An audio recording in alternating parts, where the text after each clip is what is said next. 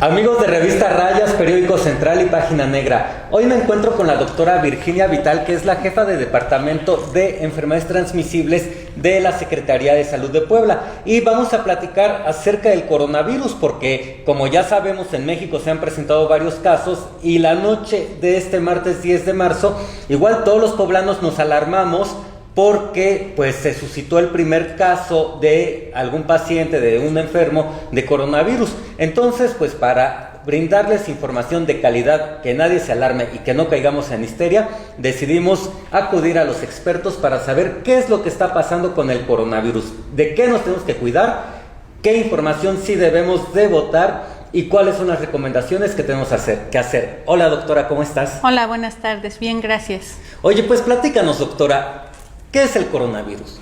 El coronavirus es un virus que habitualmente se ha reconocido desde hace muchos años. Lleva muchas décadas que se conoce este tipo de virus.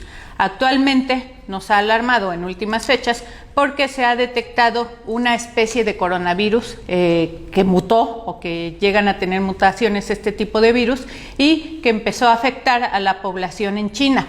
Y está asociado principalmente a cuadros respiratorios severos que incluso pues generó un serio brote por allá y que llevó incluso algunos casos a fallecer debido a este agente infeccioso. ¿Tenemos que estar alarmados en la histeria total o más bien tenemos que ocuparnos? Tenemos que generar más que una alarma, una alerta.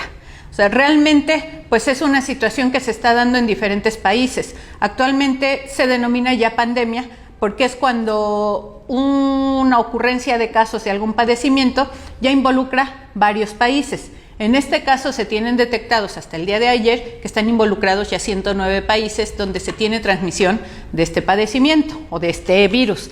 Para México se han detectado casos que, aunque son importados, esto quiere decir que se han infectado en otros lugares, pero se han detectado en nuestro país, pues lo que nos genera riesgo es en un momento dado la no identificación temprana y oportuna de estos casos, que a la llegada a nuestro país y habiendo población susceptible o población que pudiese infectar, al no tener los cuidados adecuados, pudiera haber una dispersión de este padecimiento en algunas regiones que estamos en riesgo en un momento dado como población de llegar a presentar casos que en este momento no hay y que tenemos que tomar las medidas adecuadas para prevenir precisamente la ocurrencia de estos casos.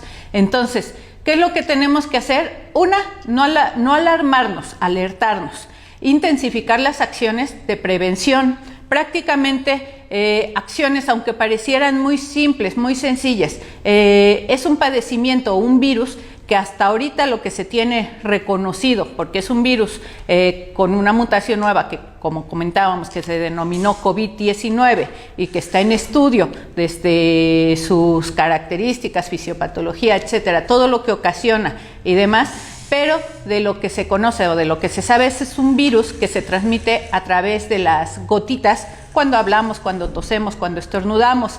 Entonces, estas gotitas pues puede ser de contacto directo de persona a persona a través de objetos inanimados, que yo tos aquí o estornude, que contamine esta superficie, llegues, toques con las manos, te toques la cara, los ojos y demás, pues es otra manera en que se puede adquirir. Entonces, las medidas de prevención van sobre todo enfocadas a medidas de higiene, el lavado de manos, el uso de gel antibacterial, el estornudo de etiqueta, es decir, estornudo en el ángulo interno del codo, si toso igual, toser en el ángulo interno del codo, evitar saludar en un momento dado como medida preventiva de beso, etcétera. Sin embargo, se ha reconocido también tres escenarios. Son tres escenarios que incluso se están manejando a nivel nacional. El primer escenario es el escenario de importación viral. Quiere decir que es el escenario que, aunque ya haya introducción de virus o de casos a nuestro país, aún no hay infecciones locales, aún no ha habido dispersión, contagios locales o dentro de nuestro mismo país, sino que son casos que se han identificado, que vienen de otras áreas, y en este escenario es precisamente en el que estamos. A pesar de que hay estas recomendaciones, pues ahorita no existe tanto riesgo como en otros escenarios. En el segundo escenario es cuando ya empiece a haber una dispersión comunitaria, donde ya podemos identificar cientos de casos, donde ya podemos identificar que empiece a haber dispersión de casos por contacto dentro de nuestra población, ejemplo, cuando empieza ya a haber una dispersión comunitaria. Ahí cambian las medidas de prevención. Ahí sí, ya en las escuelas tenemos que empezar a hacer filtros escolares, identificando a los pacientes sintomáticos respiratorios. Tenemos que a lo mejor se empiezan a suspender algunos eventos ante la presencia de casos en esas regiones. Empieza ya a ser más fuerte la parte de evitar saludarse de mano, de evitar saludarse de beso, etcétera. Se intensifican más las acciones. Y un tercer escenario ya es un escenario que se denomina epidémico, donde ya hay miles de casos, donde ya la distribución de casos es mayor.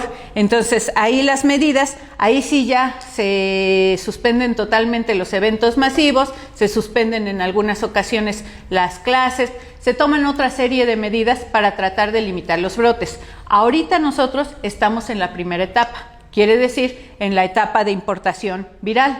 ¿Y cómo podemos diferenciar un cuadro de coronavirus con, no sé, influenza, gripa, resfriado, cualquier otro padecimiento?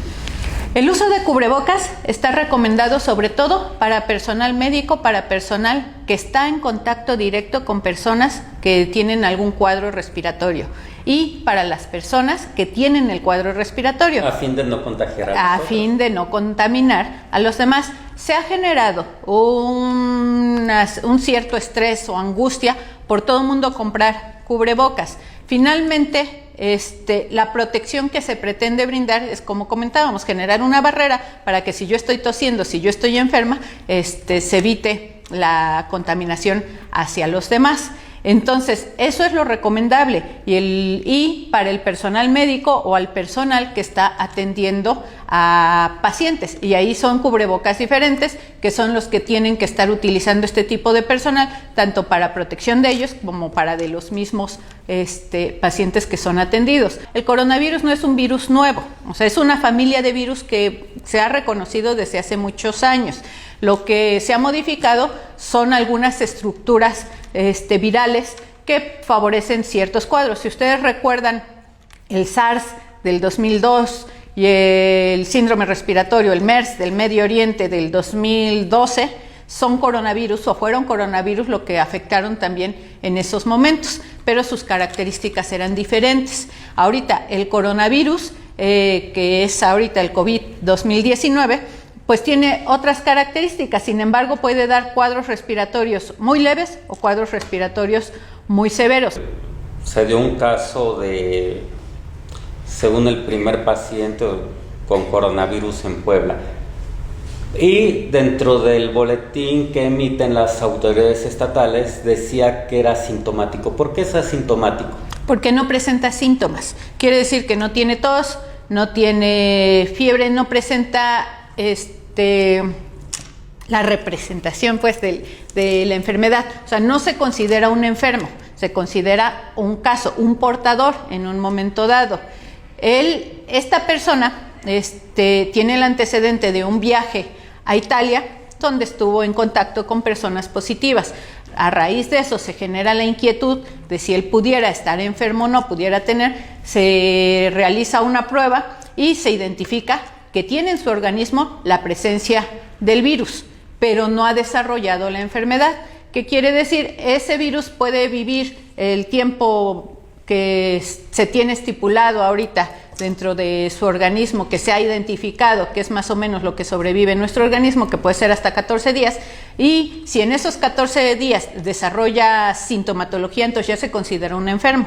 Si no, nada más es un portador, tiene el virus ahí en su organismo puede ser que su sistema inmunológico tenga la capacidad ahorita de reaccionar y está combatiendo al virus y no va a desarrollar nunca sintomatología, lo va a llegar a eliminar y simplemente cursó como un portador, pero no como una persona que no un enfermo, o sea, no desarrolló la enfermedad. Digamos que hasta el momento él no está catalogado como un enfermo. No, de hecho, si ustedes revisan en los registros nacionales, no va a aparecer como paciente, porque finalmente no es una persona que desarrolló la enfermedad, es una persona que, les digo, por el antecedente epidemiológico, y esa es una parte muy, muy importante que nos puede diferenciar hacia pensar en que pudiera yo tener coronavirus. Si yo estuve en contacto, a lo mejor con personas que italianas que tuvieron, es un decir, o chinas que tuvieron coronavirus y demás, yo pude haber adquirido